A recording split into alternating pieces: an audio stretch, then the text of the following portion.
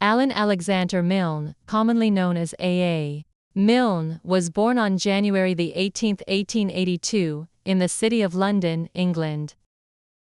From the very beginning of his life, he was surrounded by an environment that encouraged education and creativity. Milne was the youngest of 3 children in his family. His father, John Vine Milne, was a teacher, and his mother, Sarah Marie, was a homemaker. They were supportive of Milne's educational journey, and he showed early promise in his studies. Milne was especially drawn to literature and writing, and his love for these subjects would grow stronger as he matured. Milne attended Westminster School in London, one of the most prestigious schools in the country. Here, he excelled in his academic work, and began to develop a talent for writing. He was known for his sharp wit and sense of humor, qualities that would later become hallmarks of his writing. After completing his education at Westminster, Milne went on to study at Cambridge University. At Cambridge, Milne became involved in various literary activities and joined the university's famous literary magazine, Granta. Through this, he started to build a reputation as a promising writer. After graduating from Cambridge, Milne turned his attention to a career in writing.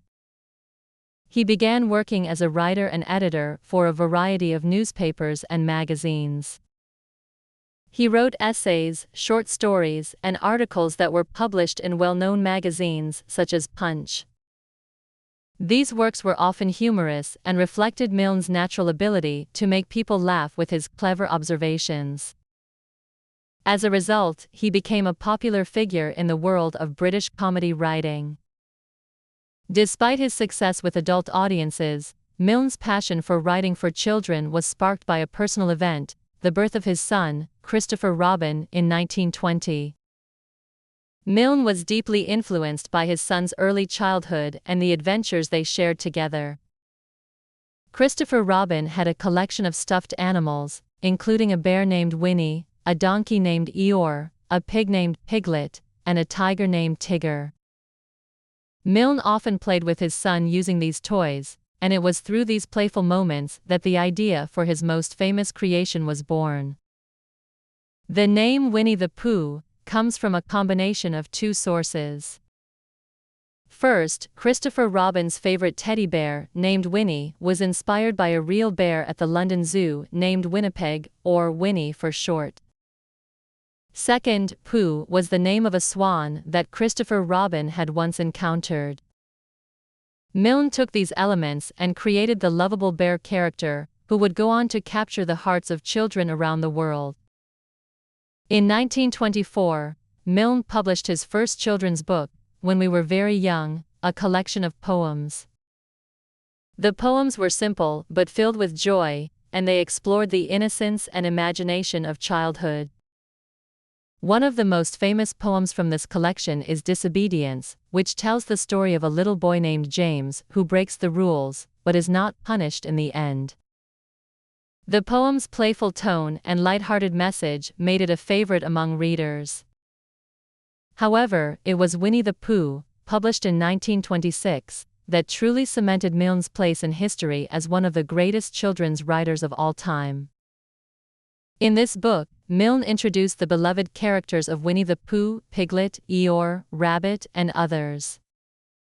Each character has their own distinct personality and brings something unique to the stories. Pooh is kind and gentle, always thinking of others, while Piglet is small but brave, Eeyore is a little gloomy but always loyal, and Tigger is full of energy and enthusiasm. These characters quickly became favorites for readers of all ages. The book Winnie-the-Pooh is set in the fictional 100-Acre Wood, a peaceful and magical place where these animal friends live. The stories are simple and focus on the everyday adventures of the characters, such as searching for honey or celebrating birthdays. However, beneath the surface, there are deeper lessons about friendship, courage, and the importance of caring for others. For instance, in one story, Pooh and Piglet set out to find a birthday present for their friend Christopher Robin, but they end up giving him a simple gift that is filled with love and thoughtfulness, showing that it's the thought behind the gift that matters most. Following the success of Winnie-the-Pooh, Milne published a second book in 1928, titled The House at Pooh Corner. In this book, Milne continued the adventures of Pooh and his friends. It is in this book that the character of Tigger was introduced, adding even more excitement to the 100-Acre Wood. In The House at Pooh Corner, the characters experience new adventures, but they also face moments of sadness, such as the realization that Christopher Robin may eventually grow up and leave them behind. This theme of growing up is one that resonates with readers of all ages, and it reflects Milne's understanding of the bittersweet nature of childhood. Milne's writing about Winnie-the-Pooh was praised not only for its humor and charm, but also for its emotional depth. Although the stories were written for children, they spoke to adults as well, offering insights into life, love, and the importance of imagination. Milne's ability to create a world filled with warmth, kindness, and adventure helped make Winnie-the-Pooh an enduring classic. Milne's success with Pooh did not mean that he stopped writing for adults.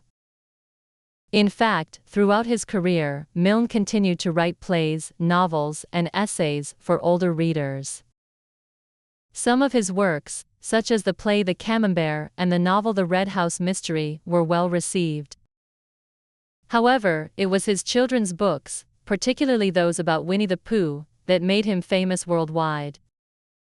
In addition to his writing, Milne was also a devoted father. He and his wife, Daphne, enjoyed spending time with their son, Christopher Robin. However, Christopher Robin's real-life experience with his father was not as happy as the stories about the characters in The 100-Acre Wood might suggest. Christopher Robin was often troubled by the public attention that came with his father's famous books, and as an adult, he distanced himself from the character of Christopher Robin. Despite this, the bond between father and son remained important to Milne, and he continued to write about Christopher Robin with great affection. A. Milne lived a relatively quiet life after his success with Winnie-the-Pooh.